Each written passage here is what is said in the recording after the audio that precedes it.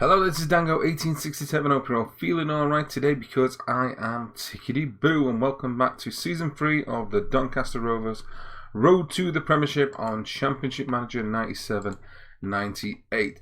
So, we have played a fair few games as you can see, but the biggest thing that has happened is I've had an absolute meltdown. I got a little bit wary of the form and decided to try and have a massive change around. So, as you can see now, lots of players listed. A lot of the veterans who have helped us get to this point are on their way out of the club.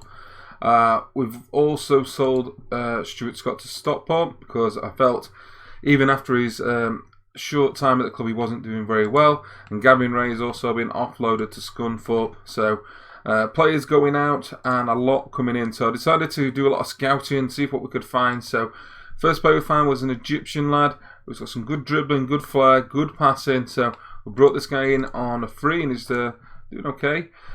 Brought in young Scottish left back to play the left wing back role because I'm still struggling for wing backs. We got a very young striker with some amazing stats, off the ball and shooting. So we're hoping he does pretty well too. Alongside him is a centre half, Elliot Charlton. So hopefully if he's as good as the previous Charlton, will be pretty damn good. But again, look at that tackling at 20. So I'm hoping these are potentially either regens or just very good players in their own right. Again, another young striker coming in, Rowan Hutchinson, 19 shooting, 20 pace, 18 header. That's pretty much quick and good in the air, so we like that a lot. And Norwegian keeper, Epson Barden is coming as well. Look at that, good solid 17, 18s, 19s across the board. So they're the players I brought in. It was a little bit panicky. Brayson, as you can see, has also been brought in on loan. And we have even listed Letitia because, to be honest, he's just not cutting the mustard and we can't have too many keepers on the books at this point. So, lots of moving around. We'll show you how that now worked out team-wise. So, last game, as you remember, we beat in a very high-scoring game Reading, which was a good result. We followed this up in the local derby and we lost in what was a game where they took their chances. Their keeper played a blinder, and he is a good keeper in the game, and we didn't really get up to speed at all. We then won at Huddersfield, so another local derby there. Good result, Twist and Atkinson. Atkinson back in the squad because, like I say, a bit of panicking at this point because we're mid-table, not looking like a playoff push. He's capable. Next, Doncaster Rovers, man Richardson on the score sheet for them. We then had an amazing result. We smashed Wolves to pieces. They should have scored more, but look at that. Atkinson, Codro, Notman and Twist. Brilliant performance from the boys. Notman absolutely out of this world. So glad I managed to get him in again this season. This was followed up with a bit of a disappointing one. Again, Notman a standout player. He's really in form now. Good performance, but we couldn't stop Carl Court. And to be fair, Carl Court, he's a very good player, and now he's apparently gone and home to Scotland, so not surprising he should be playing in the top flight somewhere. Charlton was the next side to play and we scrubbed out a 3-2 victory. Brayson coming in, a couple of goals. We had Eamon scoring as well, one of the new signings, and Townsend. Young Townsend missed a penalty, which is a little bit disappointing, but we managed to scrape a result there, so happy with that. Some good performance by Bryson as well. Again, happy to see him back at the club, so another player we've had before. This was followed up with a result. Oh, sorry, that's the same result. So this was followed up with a defeat. Super keeper performance, as you can see. Townsend got injured. Mason scored again, but we couldn't beat Stoke. Bit of a bogey side Stoke for us. We're not doing very well against them. And again, another result. So this is time the Crystal Palace, but look at their side. They've got mainly the side that came down from the Premiership, including Warhurst, Lombardo, Sasashurtic. Old Sasser signed on my Wednesday save. Scored first. We didn't create many chances. They pretty much bossed it, so to be fair, a fair result in that. This was followed by a horrendous result at home against Birmingham. We do seem to have these odd results, and it is generally when someone gets sent off early.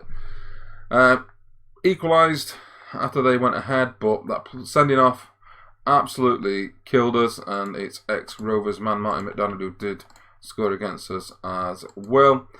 We had a lot of chances, just didn't score them, and Clark kept us in the game somewhat, if you can say a 5-1 defeat's kept in the game, but could have been worse. But a very, very poor result. So I'm panicking. Are these new signings bedding in properly? Have we made mistakes? Get rid of the more senior players so early. So a very good result at Norwich.